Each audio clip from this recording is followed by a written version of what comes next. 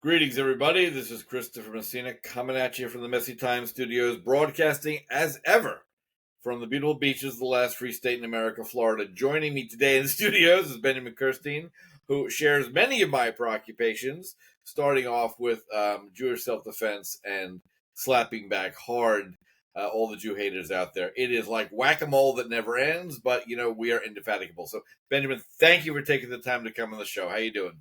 Good. Thank you for having me. I really appreciate it. So I've come to love Substack, even though a lot of people are moaning and crying about it. I still like them because they are free speech absolutists, right? I don't, people start whining and moaning about, what they're letting, Nazis. I don't care, right? as long as they don't restrict anything I've got to say, the more the better. So I first came upon you writing there. Right. Maybe you could tell me a bit about kind of what inspires you and what makes you put electronic pen to electronic paper. Well, first of all, I should mention that I'm a fellow at the Z3 Institute, and I've also got a book coming out in November called Self-Defense, a Jewish Manifesto, which sort of encapsulates everything that I've been writing about for about 2 years. But I'll be honest with you, I got on Substack because I would have gone nuts if I didn't have it. There you go. I came back to America from Israel about 2 weeks after October 7th because my family was basically, my mother was about to have a nervous breakdown. So no way. Yeah, I had no choice really Right. in the matter. So and I was sitting there in a state of kind of rage and sense of helplessness, watching all these so-called demonstrations, these mob events, Oh, madness. All over the place. And people are forgetting already. It was really bad then. I mean, they were taking over the streets of New York and stuff like that. And it started on the morning of October 8th, which means they knew beforehand.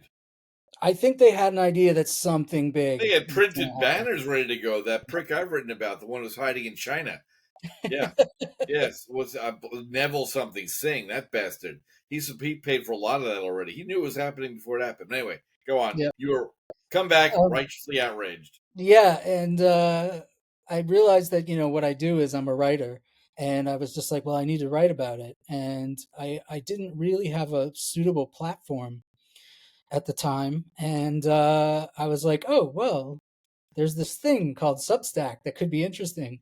Right. And I was just started ranting and raving on Substack. It's excellent ranting and raving it is. I will point everyone towards your Substack for radically intelligent, objective information.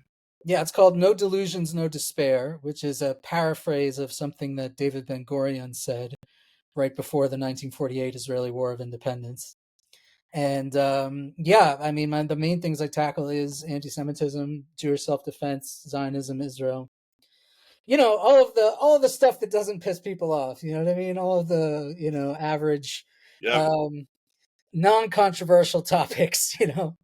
But yeah, I agree with you. Substack is amazing because I mean the diversity of writing on it and the diversity of subject matter is incredible. It's really something.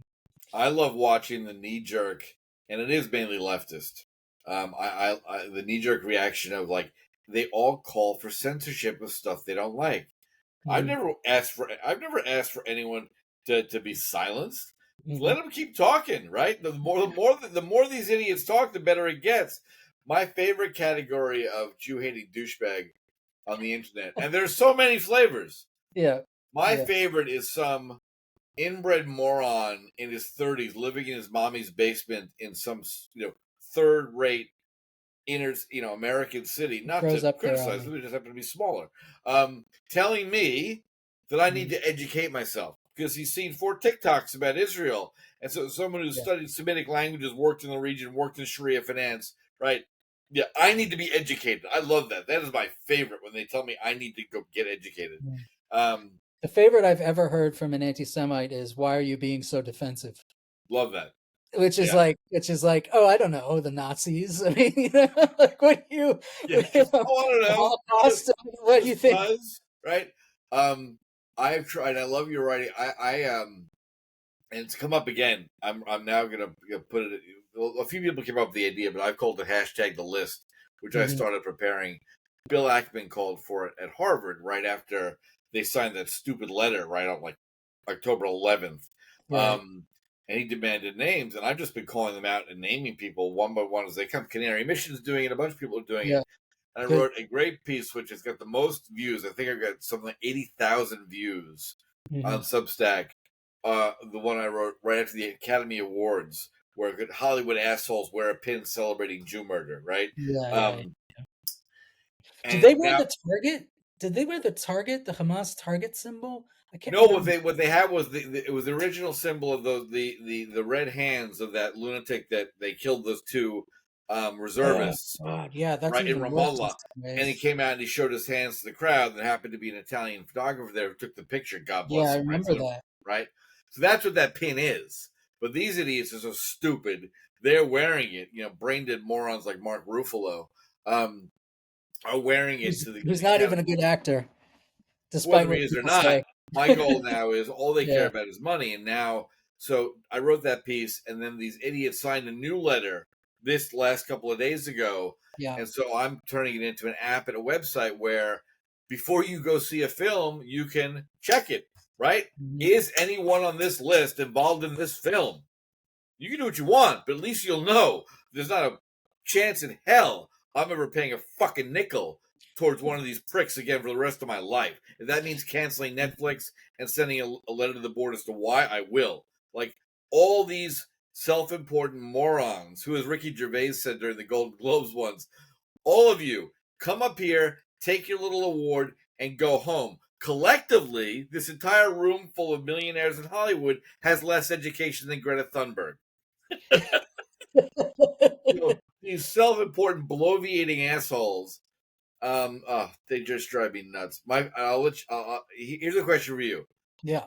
on a scale of 1 to complete utter loathing, do you hate your Mm. garden variety Muslim who was lied to his whole life and thinks that the Jews are the devil and has read the Quran and Muhammad was great for killing them in Medina more than the brain dead liberal Jews who choose to speak for us all and condemn Zionism?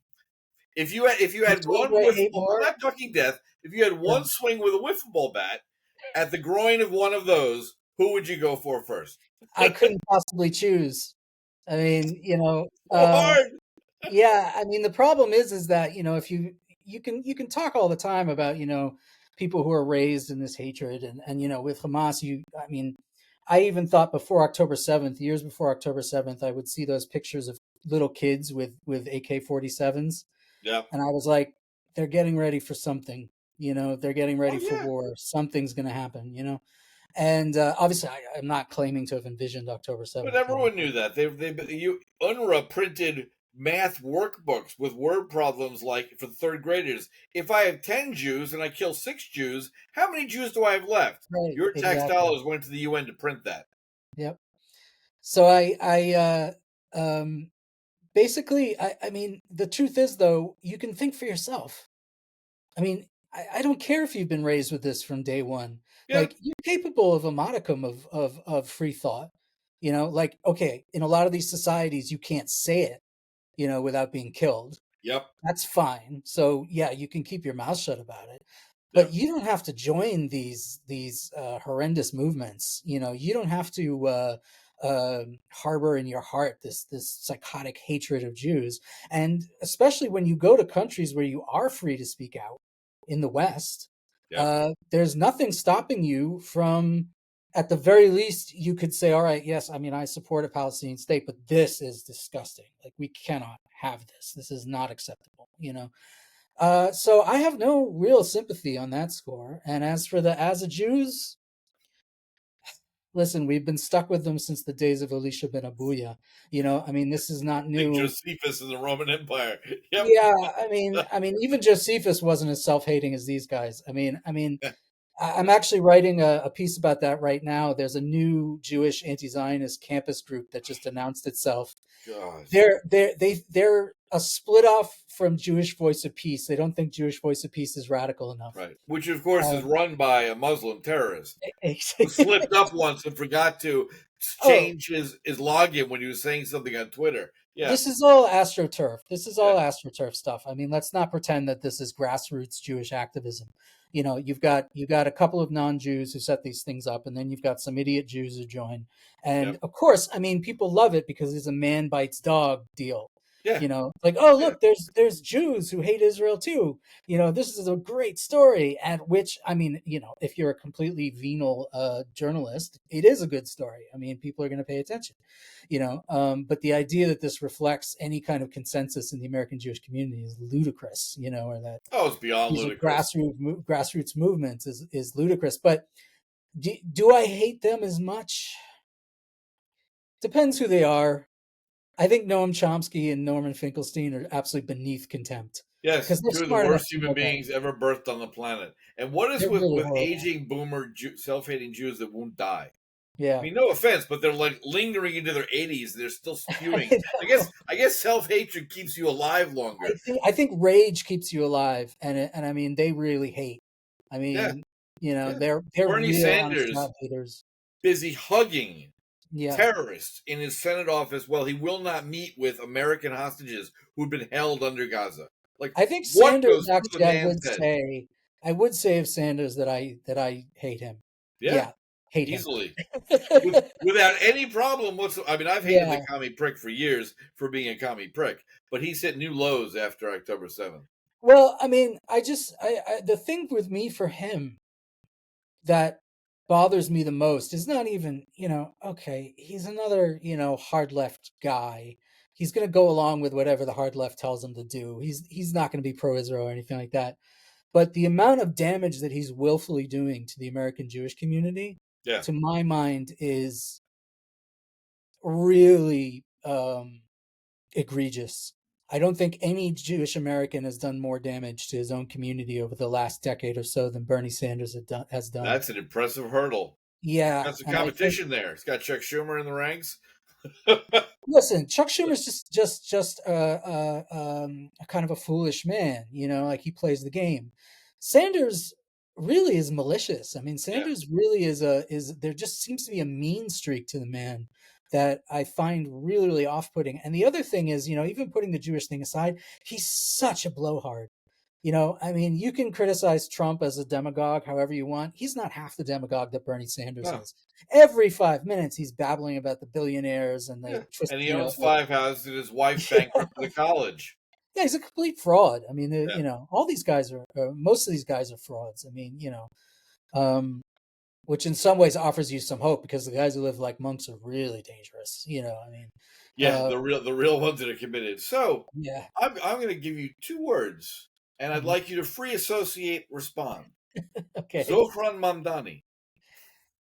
I think Zoran Mamdani, and I'm going to refrain from using probably some of the words that you'd be happy to use, but Confident. I think he is what I would describe as an obscenely dangerous man, and I Yeah, think that his election, and he will be elected, I have no doubt on that which is score. terrifying that everyone's already Yeah, capitulated to this idea. yeah, and Terrifying. I think will be a disaster to say the least for New York Jews and probably for American Jews in general, because New York is obviously sets the trend for most of the nation. And New York is the great metropolis of the United States. And, with the exception of LA, there's no other city that is so influential. So if New York goes, I'm not saying there goes the nation, but it will legitimize anti Semitism in America in a way that it has never been legitimized before. And it will also mean the Democratic Party is lost because the Democratic Party will take it as a cue Yeah. that they now have to become the anti-Israel party. And as a result of being the anti-Israel party, they're going to have to indulge every psychotic anti-Semite in America, so long as they're not wearing, a Nazi helmet or a swastika on their And even forehead. if they are, Yeah, even right? I mean, this guy could not be clearer, yeah. right? He is And I a think that the fact that Islamist he's terrorist. the type of immunity that he enjoys, though, the halo effect, Crazy. especially from the media, is horrifying to me. The fact that he can say "globalize the Intifada," which is Yep. literally a genocidal slogan, a Yep. call to attack Jews all over the world, kill Jews all over the world, and essentially nobody bats an eyelash. I mean, nobody cares. Certainly, the New York Times doesn't care No. particularly. I Well, assume they'll endorse him. Have they endorsed him already? who knows? It's Well, they're it's not going to endorse anathema to me. Sliwa, so. Yeah, problem with Curtis is he is not capable of being the mayor. And Mm. um what I find most baffling, we're native New Yorkers and we left when Warren Wilhelm Jr. And what is it with commies that need to change their names to run for office? Barry Hussein Soetoro became Barack Obama. Warren Wilhelm Jr. became Bill de Blasio. Keep your fucking name. I don't get it. Anyway, um, he was elected the first time he was elected. We lived in Manhattan. And Mm-hmm. that night, I looked at my wife. I'm like, we're done.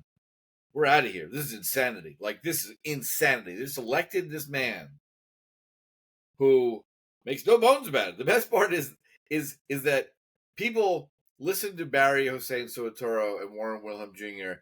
and project upon them what they want to hear. Whereas you just listen to what they say. They're not lying. Barry Yeah. hates America, hates white people, wants to destroy the country. He said it. No one listened. Warren Wilhelm Jr., same thing. Crazy lunatic. And we left, which is sad. We loved the New York that we lived in. And would love to go back. But these people are nuts. And this guy, so my question is 11% of New Yorkers ever bother to vote, given not just the Jewish vote in New York, just the rational vote in New York, right? The man stands there and says, we're going to tax white neighborhoods more. Beyond being blatantly fucking illegal and leaving aside the administrative difficulty of defining a white neighborhood, like the fact that he said it, looked in the camera, said it again, no one's called him out on it, is terrifying to me. How in New York City, I assumed, I spoke to friends who were big in the Republican Party in New York. It's like, this should be a slam dunk for you. You bet Mm. a moderate Republican who is willing to put up with pro-choice because of practicalities should win by 90%. But instead, everyone's like, oh no, he's going to win. Zohan's going to win. How can this 33-year-old punk who's never had a job in his life be just, everyone Well, just accepts that he's going to win? look, It's terrifying. there's a lot of votes in hating the Jews. Yeah? You had thousands of people out on the streets of New York, declaring that they hated Jews for months. You had the universities taken over. You Yep. had the administration openly collaborating with the anti-Semites. All those people are voting for Mamdani, every single one of Right. them. Then you add in, I'm sad to say, the Muslim population, and anti-Semitism is sadly endemic in the Muslim population today, and that's a truth that I think needs to be said. Um, doesn't mean that you hate Muslims, but it does mean that let's not ignore this anymore. Yep. And then you've got the youth vote, who partly are deluded by TikTok, Israel hatred, but also partly just want free stuff, and to a certain extent, I sympathize with them because I don't sympathize with the fact that they've chosen an anti-Semitic candidate. They didn't have to do that. Nobody held Nope. a gun to their heads, but I think that it's clear that higher education in the United States is a scam. Oh, so And oof, a lot of them got caught up in the scam, and now they yeah, have no money. The universities took them for everything they've got. They've got a degree that's completely useless. And listen, I mean, Hitler rose to power on the back of economic discontent. yep, I'm not sure why things should be necessarily different today. And this actually goes to one of the main points that I like to make. And I don't know what you think about this. But one of the points that I like to make is I think American Jews are really hampered by this idea of it can't happen here, that yeah, America is special, that America is the exception to the historical rule, that American Jews are the exception to history. And I think that partly comes from the fact that America is special. I mean, there's no doubt about that. yep, If you look at how its government is set up, it's not like any other in the world. But I think of my great grandparents who were from the Pale of Settlement, in what was then Russia, yep, what's now Latvia. And they were allowed to live in the city of Riga only in the 1840s. That's the first time Jews were allowed to live in the city. And they became fairly prosperous. Things were doing pretty well, all things considered. yep, About 40 years later, they had to flee for their lives to the United States. right, You know, American Jews have been doing pretty well for a very long time. But I think to tell ourselves that, and I am Israeli American, so I'm right down the middle. So I'll say ourselves. Right. To tell ourselves that it can't happen here goes against all of Jewish history because my great grandparents were no exception. Yeah. This has been happening for 2,000 years. And I think that that has led to some very, very dangerous confusion on the part of American Jews, that they don't quite know what to do because they're still hanging on to this idea that it can't happen in America. And the point that I like to make is we have to admit that it can happen in America because that's the only way we're going to stop it from happening. Yes. In other words, don't let it happen. Yeah. You know? So I don't know what your thoughts are on that. I mean, do you think America is ultimately will prove to be the exception to the rule, or are we I really in think trouble here? I think Islamist scum and Jew haters respond to incentives. None of this shit happens south of the Mason-Dixon line, right? All these protests that are happening in New York, leftists from Hitler on down, the first thing they want to do is make sure everyone's disarmed, right? Every single Jew, every single American in New York should go buy 10 guns and tell Kathy Hochul to go fuck herself.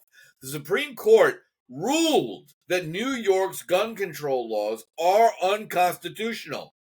They just doubled the fuck down and said, well, yeah, you can own a gun, but it's a 19-year process and 45 people have to recommend you, and you can't carry a gun within 700 yards of a school, 900 yards of a park, 38 yards of a deli. Like, by definition, when you write those circles in Manhattan, there's like 4 blocks you can have a gun in. They've banned it by default. They banned it by default. And every New Yorker should say, fuck you. Come try to arrest me. Come try to arrest all of us. Real, I'm very serious about this. And you think that will Because make here in America Florida, I look out my window at my lovely gated community. There are more guns per capita here than there are in Yemen. And there's a reason that the gutter scum in Florida are wary of trying to approach someone and attack somebody, because they know that not only are the law-abiding citizens better armed and better trained, but when I blow your fucking brains out for trying to attack my family, the governor will make your family pay for the cleanup and give me a citizen's award. that has a salutary effect on scumbags. And so when I see this shit in Vancouver and Toronto and New York and Montreal of people feeling free to march through the streets screaming about Jews, that will never happen here. Ever. Why? Because they'll die. And So that is really, really important. So you think the South and the Midwest may prove to be the havens? This is the greatest place on earth for Jews. But my kids are in colleges here. Like, I went to the University of Chicago. Like, I've spoken to my children. Even before October 7th, the idea that I would pay for them to go to a propaganda factory like Yale or Harvard, dream on. Yeah. Never gonna happen, right? Here, there was one, on one of the universities, I won't name, there was one attempt in November of 2023 to have a pro-Fakistinian rally, where they started with first off, the governor made Students for Justice in Palestine illegal in October of 2023. Really? It's illegal. You're not allowed to be part of a terrorist organization in Florida. 2, can't cover your face with your little keffiyeh you bought on fucking Amazon. You want to talk about hating Jews? Be a man and stand there and say it publicly.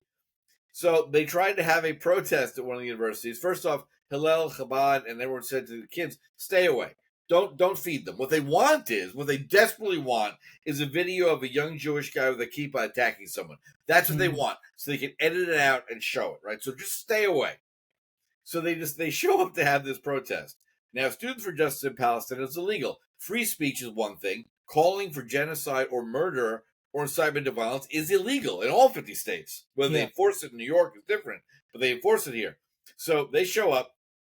County police, county sheriff, state police, city police, university police show up, outnumber these assholes. And they hand them a list of things, say, here's what you're not allowed to say, right? So basically, they can wave their little flags and say, free Palestine. That's all they can say. That was it, of all the stuff they want to say. One young man decides he's going to be a badass, and he grabs a microphone and says, they're trying to restrict our freedom of speech from the river to the, before he gets to the sea, 2 cops grab him on either side, slam him face down into the ground. So they've got his arms up, bam, straight down, right in his face. Comes up, broken nose, bleeding, crying like a bitch. And the 2 of his buddies, who their knee-jerk reaction is to get involved, kind of stand forward. And the cops look at them and like, do it. Do it. Just do it. Go for it. Do it. See, in New York, they would just tell the police to stand down. Never again. That was it. In New York, they just tell the police to stand down. That's what they did. Right. When they took over Columbia, the police wanted to go in. Every They Jew were like, in New let York us take care of should this. leave and come to Florida, and the fucking tax base evaporates. And go good. You enjoy your socialist heaven. Who's going to pay for your fucking free buses and your free Jew hatred? Everyone should leave. Like today. And what are they going to do? Except beg for you to come back and offer you a free 9mm to return. Really? No, it's funny. I have a friend, non-Jewish, but very, very, very close friend of mine, who lives in New Hampshire, and he leaves his door unlocked. When he lives in a kind of rural area, he leaves his door unlocked when he goes out. Just doesn't bother. And I said, "Why are you leaving your door unlocked?" And he said, "My neighbors are armed." Yeah. So no one's gonna break into his house, because they're afraid there's some guy with a shotgun in there who's gonna. Yeah. I had this one great moment in Polk County, right north of us. There are 87 counties in Florida. And friends of mine in New York sent me this. Like, is this a parody? Is this an SNL skit? It was the Polk County Sheriff. It was about a year ago. A couple of meth heads broke into someone's house, and the owner smoked them. Right? Dead. And the Polk County Sheriff had a press conference saying, "I'd like to commend that fine American patriot, and we're going to use public funds to clean up his house because he did us the favor of not having to pay for these assholes incarceration and feeding for the rest of their lives. Good for you. I suggest anyone in Florida who's not armed, get armed and get trained, because your home is your castle." And who's taking, there's still, even in Florida, a couple of journalists had to lean left. So they're trying to catch him. Like, did you really mean that? It's like, did I not speak English? I'm glad these 2 criminal scumbags who broke into a home to cause harm to people were killed. Yes, I'm delighted by that. And I hope every citizen would follow suit. So, do you think then, that if Jews arm up as people, which they are doing anyway? Yes, good. It's like that if Jews arm up, my concern, though, is that I don't think just individual Jews carrying guns is going to solve the problem. I think what's necessary is organization. And I'm very, very much in favor of the creation of some sort of nationwide organization that works purely in the realm of Jewish self-defense. No, you talk to the Shomrim in New York. They already do it, right? Yeah, but what we need is something nationwide. I mean, a big umbrella organization that can forcefully take on the anti-Semites within the limits of the law, in my view, and morality. And obviously the law will be different from state to state. Obviously in Florida, you have a lot more freedom to defend yourself than you do in New York. If you're in your car and protesters surround your car and threaten you, the governor urges you to hit the gas. It's a law. They passed it. It's a law. He went on TV repeatedly to say, "I want every Floridian to know this. Anyone protesting has no right to impede your right of travel. You've got no right to threaten your car. You've got no right to stop you from going where you want to go. And if you feel threatened, hit the gas."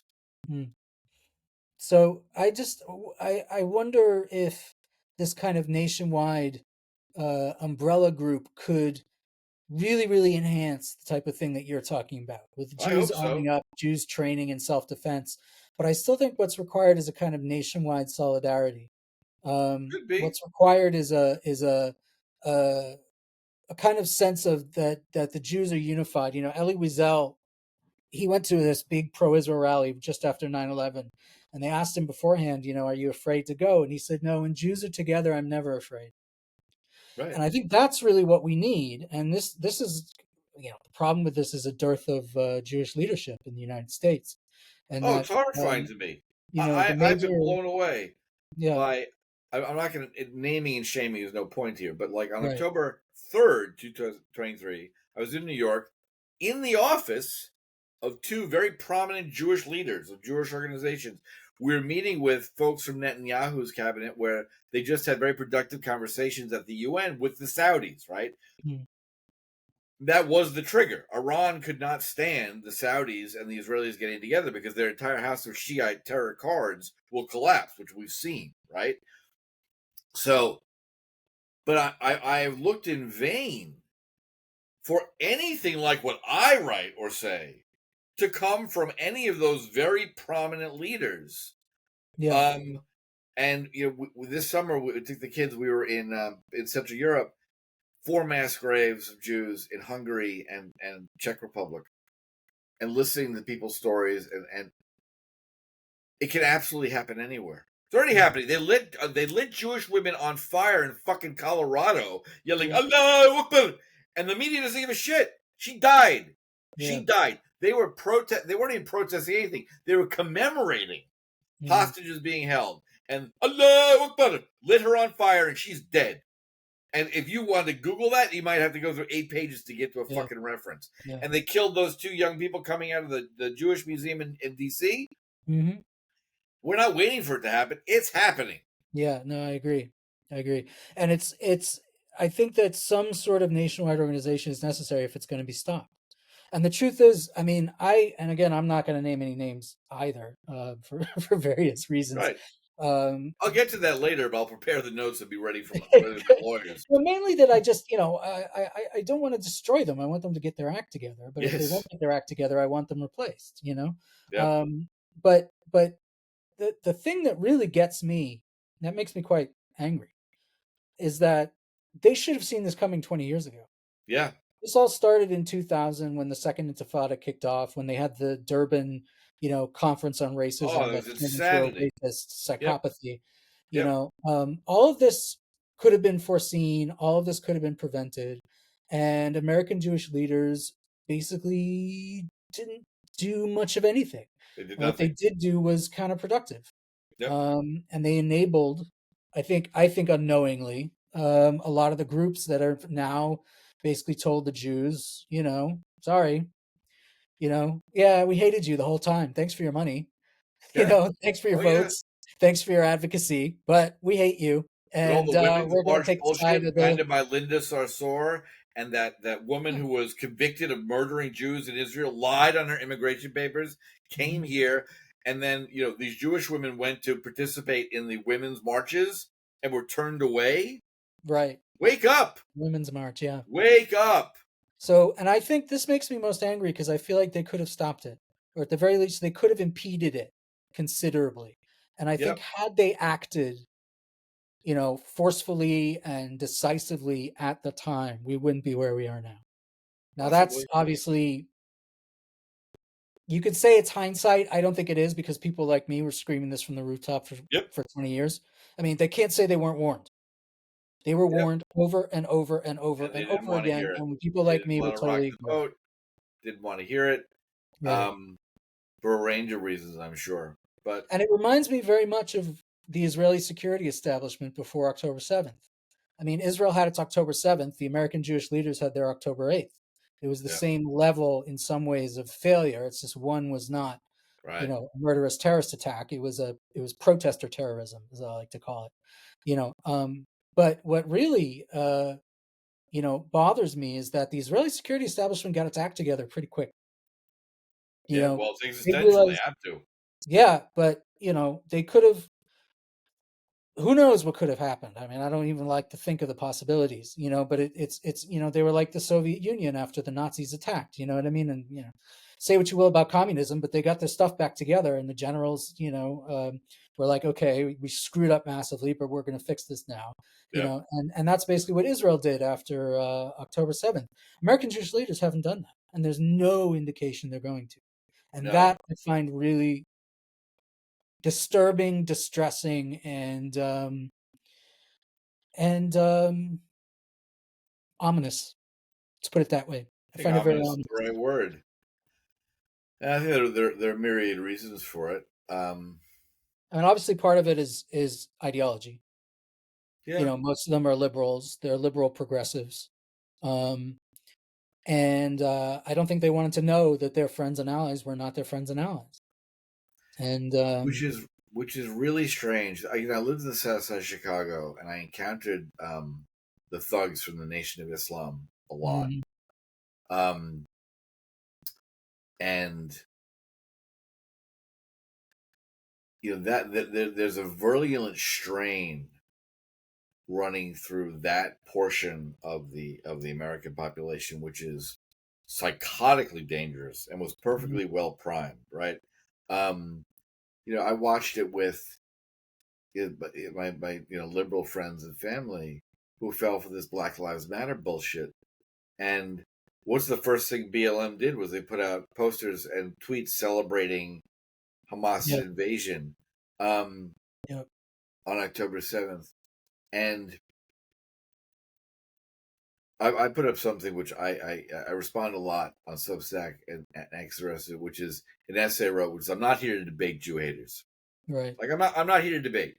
I'm not. Right. You're not interested in facts. Doesn't matter. Every single Jew hater I've ever met is a fucking loser living in his mommy's basement from a family of losers. Right? That's just who they are. Right? Mhm. So I'm not giving them any more oxygen. I'm not paying attention. As I say, when I write once for someone else who may be looking, not for you, the idiot who Right. said the stupid thing to me. I don't give a shit about you. I'm gonna block you. But I'm responding to you for any young person who might be reading this and takes my non-response as acquiescence, right? Yeah, I agree. Um, my I've always favorite. felt the best There's so many. response. What's that?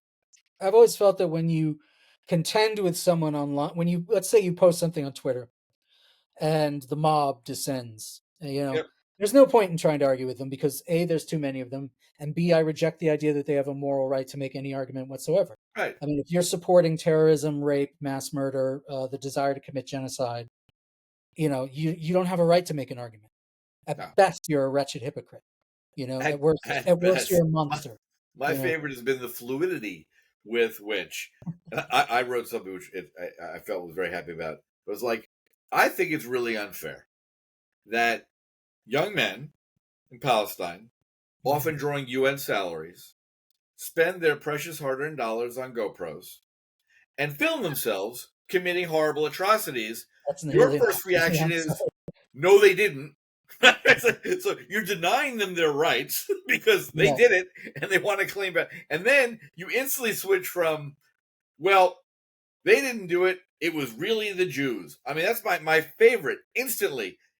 So yeah, the conspiracy theories. Yeah, so the guys who are claiming, hey, Dad, I just killed 10 Jews. We got him, by the way, a week ago, right?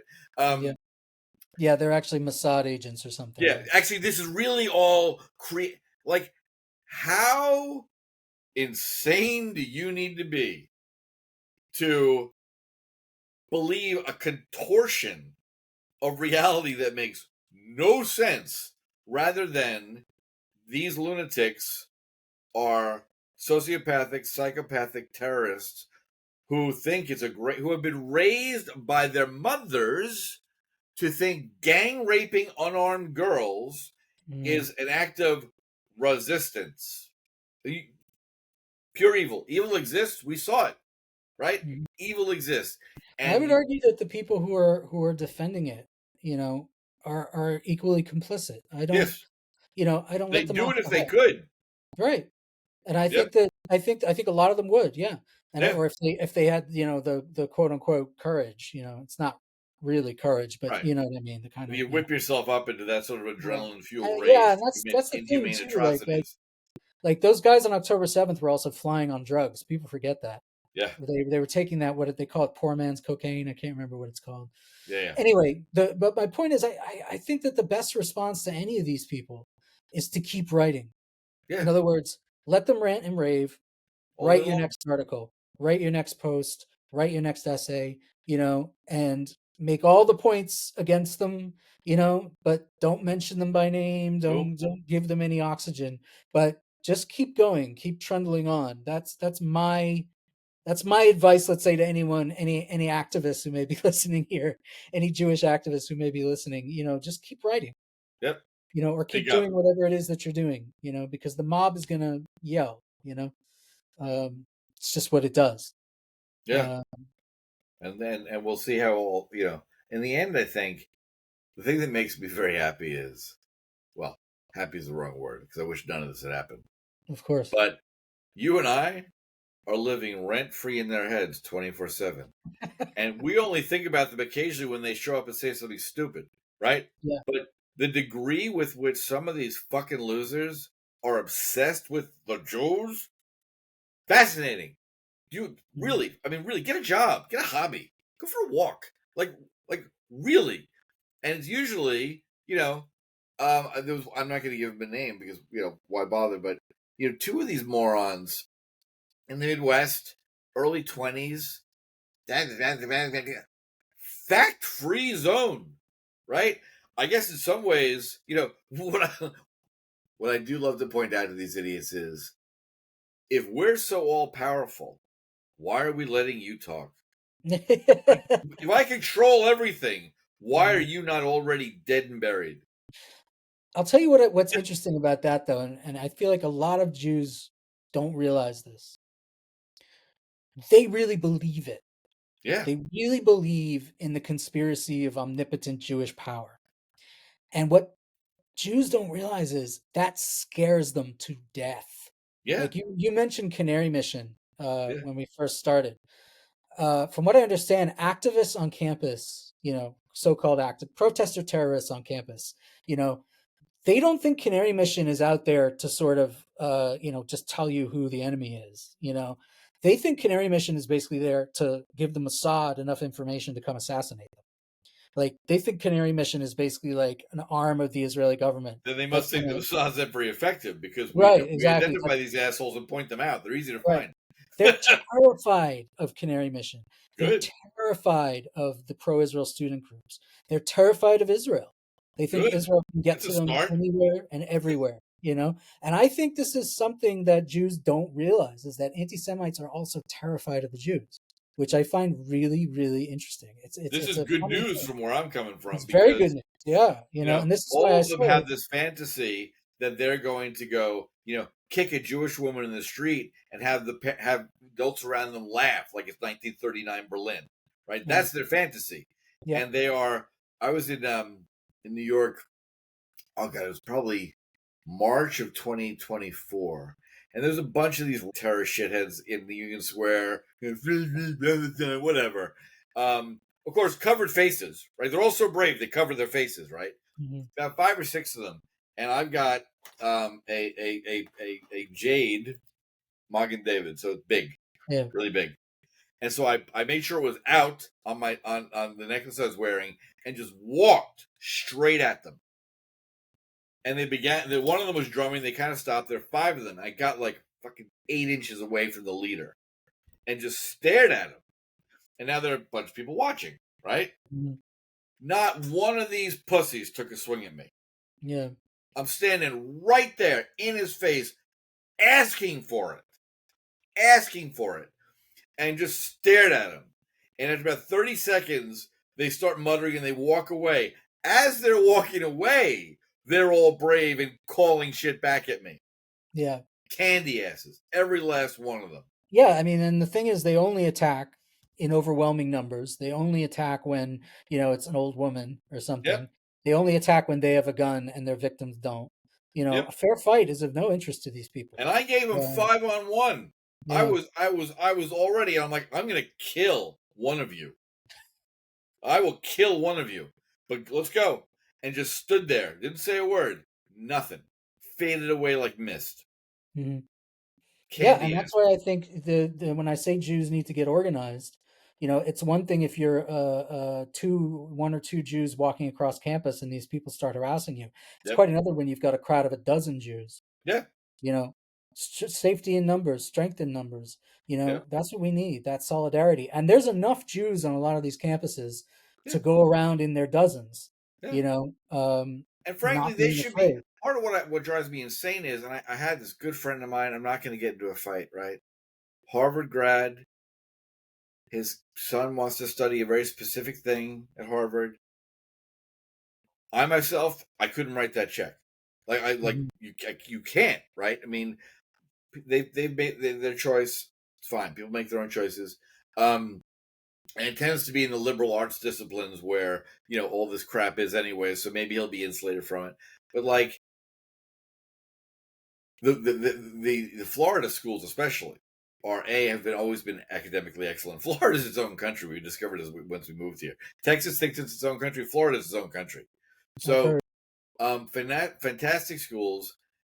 The top 5 universities in Florida, which are all state schools, are statistically harder to get into than the Ivy Leagues now. Really? Because more and more parents up north, Jewish or not, are looking at like I'm gonna fight to get into fucking Harvard, where assholes are gonna march on campus screaming death to the Jews. What are you kidding me? I'm not paying $80,000 a year for this, right? So they're more and more self-selection. I literally, again, people can do what they want to do, but after the last 2 years, how any Jewish parent could send their kid to one of these fucking universities is beyond me. I mean, Well, truly beyond me. that's something I wrote about recently, which is that American Jews are still very, very enamored of the idea that they're middle class. Yes, that was a great essay. That Thank was you. absolutely spot on. And You in got it. terms of Yep. income or whatever, I mean, Yep. yeah, they probably are. But the middle class can always decide that they're Jews. Yeah. Whether it's the upper middle class or the middle class. I'm personally from the lower middle class, and I have certain class resentments. I'm very communist on this point. I think the lower middle class is the true proletariat. You know, um, but What? Because the poor have just given up? yeah, well, exactly. I mean, my father owns a small business, and believe me, it's like being a farmer. It's Brutal. just Yeah. nightmarish, brutal business. Regulated and taxed out of existence. Yep. Yeah, regulated and taxed out of existence. And I see in these, when they have these riots and stuff in these major cities, whose stores do you think are being smashed up and looted? Yep. Nobody cares. And Nope. you've got leftists writing books like In Defense of Looting. Well, you've got some guy who's living on a profit margin of 0.1%. You're Yep. going to loot his store, and you're happy about this? It's disgusting. Yep. Anyway, sorry. I'm all. That was fancy. I'm actually But all for personal accountability, and I would be gladly. This is one of the things I'd be happy to be arrested for. I'd like to go loot the home of the asshole who wrote In Defense of Looting. Totally. Yeah, totally. 50 or 60 guys, especially if you were a store owner who was affected by riots. Yep. I would be proud to lead that attack on that man's house. It Happy. really, Happy it's to. extraordinary. That would be It's one of the extraordinary. best ways to get arrested on camera I can think of. Why are you here? This is the book this asshole wrote. Mm. I'm looting his house. He thinks it's a great idea. Anyway, sorry. Yeah, but I think that the Jewish attachment to the middle class identity and lifestyle is a real problem, because this is why they think, okay, we have to send our kids to a good school. They've got to get a degree that they can use. This is how they're going to retain the middle class lifestyle. So these kids kill themselves, for 18 years or however long it is, trying Right. to make themselves, good enough to get into a good school. They go to the school and they discover that they're being brutally abused by a bunch of psychotic anti-Semites about whom the administration either cares nothing or actively collaborates with, for Right. which they're paying however much, I don't know, what is it, $100,000 a year to It's go to Harvard? I crazy. don't It's even know. insanity. Yeah, for which they are paying untold, obscene amounts of money, for which they're going to be in debt for half their lives. Yep. And this to me needs to be broken. The hold of this fantastical idea that American Jews have, that this is somehow good for them, that this is somehow a good way to live, needs to be broken. And also because it's domesticated them completely. They don't want to lose their middle class status, so they're not going to do anything that could get them in trouble. Well, we need trouble. We need good trouble, as John Lewis, the famous civil Yeah. Oh, rights yeah. Good Trouble is activist, put it. fantastic. But We need I we was. need good trouble right now, and the whole motif of the middle class is don't make trouble. Don't cause problems. You know what I mean? It's like, no. We need people. We need Jews who are going to cause some problems. We need Jews who are going to make some good trouble. That's what we need right now. Yeah.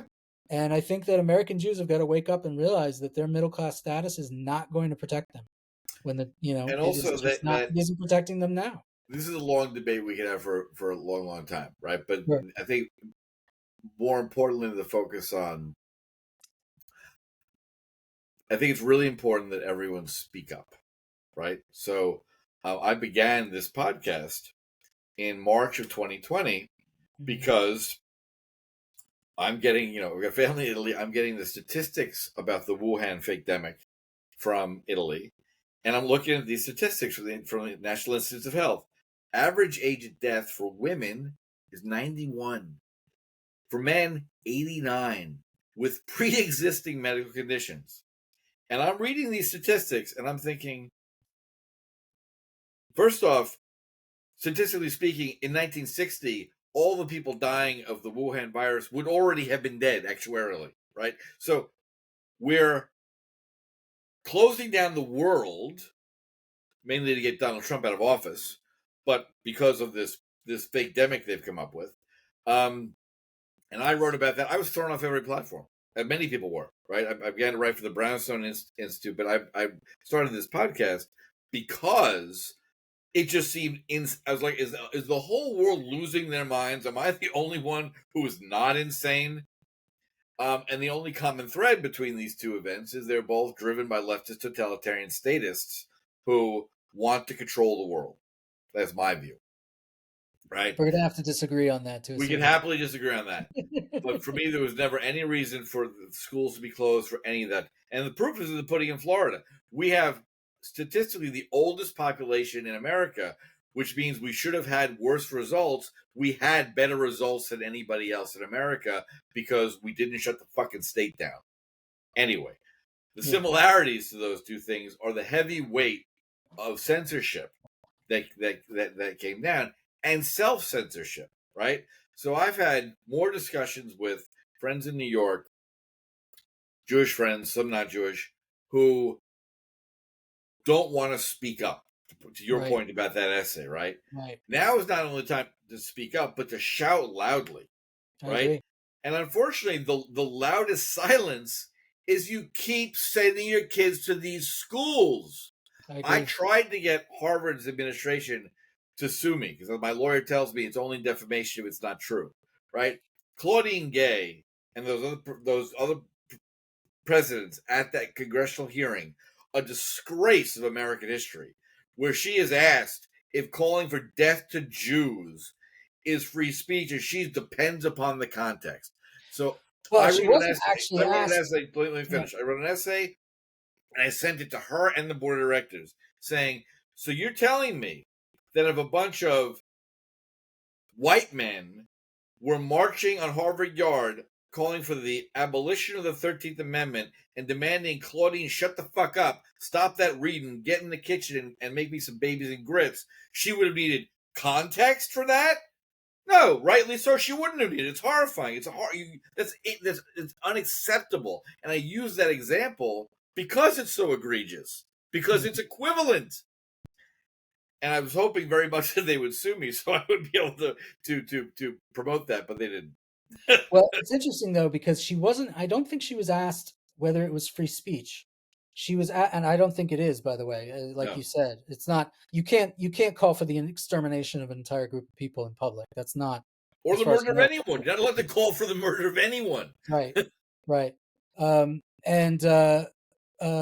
she was asked something more interesting, where she was asked, does this violate your school's code of conduct? Right. Because, the codes, the speech codes at these universities are much stricter than constitutional speech. And in fact, a lot of people think that they're unconstitutional for that reason. Yeah. But it's interesting. That was really, really telling when she said it depends on the context. Because she was being asked, what does your institution think about this? What is your institution doing about this? And she basically said, nothing. Nothing. We don't care. Nothing at all. You can call to exterminate the Jews as much as you like on our campus. We're totally fine with it. We're totally happy with it. It doesn't, it doesn't interfere with our ethos. It doesn't interfere with the values of this institution. We're totally cool with it. Now, and I think you're right. If there was a movement on campus calling for the extermination of Muslims, I mean, we would never hear the end of it, and rightfully so. You know what I mean. But it's atrocious, right? The double standard is obvious. We don't even have to. I mean, and everyone is listening to this has already thought of another example. Yes. So to me, 1865 was a mistake. The war went the wrong way. Can you imagine the vitriol that one would get for just writing that on a poster and marching in Harvard Yard. It's clear where the universities themselves stand, and this is, I call it the dictatorship of the professoriate, which is that, and this actually is one of the things that has bothered me about the Trump administration, is that they have gone after the universities Yep. in some good ways, but I don't think they've done nearly enough. What we need is a Thatcherite solution to the universities. The thing has got to be dismantled, built up again from the bottom. There's ways to do that. There's practical measures that can be taken. One of them, for example, is that you take the power of hiring and firing faculty away from the faculty itself, so they can't just hire their ideological clones. Yeah. You put it in the hands of Make them independent compete boards. like everyone, like Hillsdale College. Exactly. You provide a service. Here's the education we provide. Here are the professors we have. Here are the courses of study we have. Here's what it costs. Yeah. There is no reason on earth that the failure factories and the Marxist propaganda Jew hate factories up north covered in ivy should cost what they do. Right? There's no real reason. And this is, I'm going to go out on a limb. It's usually the left, but also it's all politicians. Never understand that when you subsidize something, you make it more expensive. They just don't get it. Like, they just don't get it. To the basic mind. Well, this costs $20. People can afford $7, so we'll provide them $13 so they can afford the $20. They don't realize that they just move it up. So now it's 20 plus 13, so now it's 33. They just will never understand that every time they try to subsidize something, it gets more expensive. Yeah, and I mean, I think it's amazing to me. I mean, again, and people keep pointing this out. I mean, Harvard, what is it, a $30 billion endowment? Yes. They don't Tax-free have to charge endowment. anybody anything. Right. They could be completely free. Yes. It should be. Yeah. And so, and they're constantly preaching to the United States, that it needs to be a socialist country, and a kid should be able to go, things like kids should be able to go to state college for free, stuff like that. It's like, okay, so stop charging them $100,000 a year or whatever it is. Like, I can't remember. Yeah. But, why are the 80% of your staff that don't teach? Yeah, and by the way, this is another thing that has not been mentioned, and this really bothers me that this has not been mentioned. Why have the universities not been pressured into refunding the tuitions of every single Jewish student on their campus? Great question. The same Why reason. has the ADL not said, okay, these kids paid you obscene amounts of money to have a certain experience. You sold them that experience. You did not deliver. And in Cooper Union, they were chased into a library and had to hide while people banged on the doors for 45 fucking minutes before the police did anything. Yeah. So this, to my mind, is a clear-cut case of consumer fraud. Yeah. You stole these people's money. You promised them a product. You charged them a psychotic amount of money for that product, and you refused to deliver it. Consciously refused to deliver it. Yeah. So I would extend that. I know we don't agree, but I would extend that through every single kid who kept paying $80,000 a year and then did virtual classes because of a fake fucking virus that was no danger to them. Well, we'll leave that aside for the moment. Same thing, though. Same idea. You were promised to be taught by professors in the classroom. Instead, you sat in your dorm room and looked at them through a Zoom lens. Well, I do think that if you have to have online classes for whatever reason, that there should be tuition cuts. Of course. I mean, I think that's a no-brainer. But anyway, we're coming to the end of our chat. Yeah. Awesome. Love to have you. What is the biggest thing? I gather your call to action would be American Jews need to wake up. Would that be a fair statement? I think a lot of American Jews have woken up. I think my point is American Jews need to organize. American Jews need to get it together. They need to stop listening to their failed leadership. They need to organize for themselves.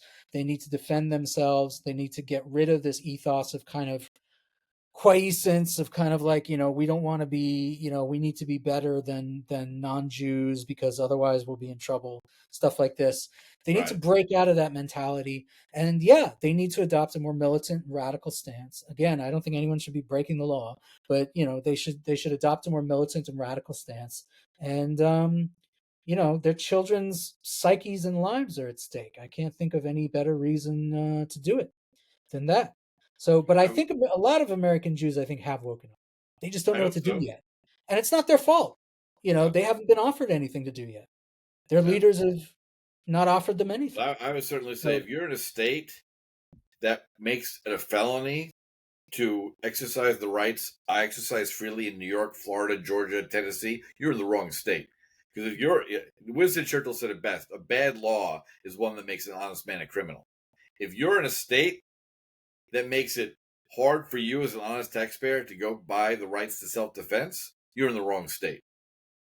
Leave, or make sure those laws are changed. Because one thing has been true since Hammurabi: free people own weapons with which to defend themselves and their families. Slaves do not. And if you're in a state that doesn't let you own a gun, you're in my mind, you're insane to stay there. Just insane. Well, I think it's interesting that one of the indications that the Jews have woken up is that so many of them are buying guns. Yep. Which would have been unthinkable. Yeah. Before. And I'm glad, but it's a year-long process in New York. It's insanity. It might as well be illegal. If I don't know how much longer the Jews are going to stay in New York. Yeah, gotta go. I mean, if Mamdani gets his way, and he's going to be, I mean, the governor has already capitulated to him, and is moving. It's crazy. It's insane that this. How much longer are Jews going to be able to stay? Become mayor? Yeah. I don't actually. I mean, it makes perfect sense to me. I mean, this is how it's always been. There's votes, like I said, there's a lot of votes in hating the Jews. There always have been. Yep. And we just thank God in America for a very long time you had politicians who may not have had many compunctions, but one of them was that they were not willing to play to anti-Semitism in order to get elected. Most of them. There were a few, but for the most part. And that taboo has been broken. Yeah. Well, you've got Rashida Tlaib, you've got a fake Palestinian flag outside of her office in a taxpayer-funded Capitol office building.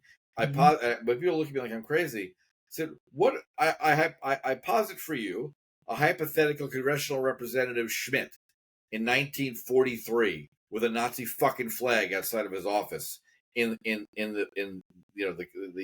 congressional building. He would have been arrested, and rightly so, and tried for treason.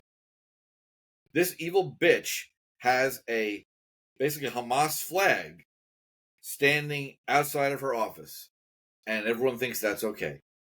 Terrifying. It's terrifying. And what it means to Jews, because to Jews that's a swastika flag.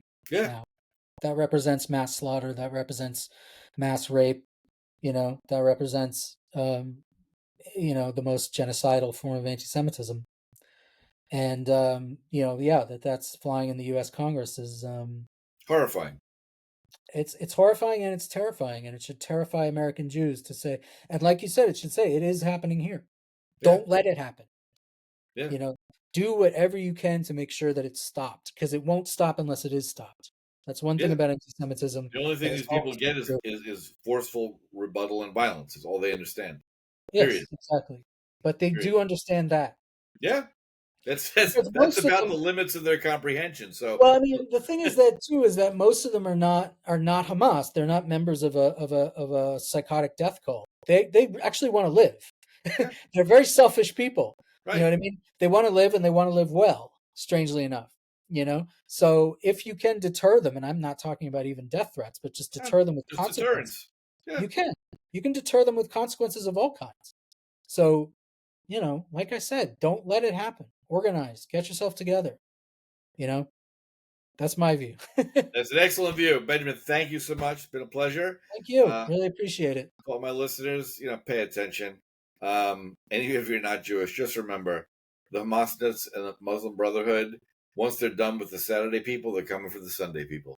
So and they're coming for their fellow Muslims. Bear it in mind. These are lunatics that represent a very tiny portion of the Muslim community, and they're nuts, and they will, just last point. Sorry. For everyone. Just remember, even things that Zohran Mamdani says in New York, if he said the same thing in Riyadh or in Jeddah or in the UAE, they would arrest him and try him and potentially execute him. Like, you need to understand, the UAE foreign minister gave a great warning in English to the Western world that you idiots are the ones allowing this evil to fester in your societies. We in the Arab world, we don't put up with it. We don't allow this crap. The Muslim Brotherhood, that is a capital offense in the UAE or in Qatar or well, on the continent, they love it, in Saudi or in Kuwait or in Oman, right?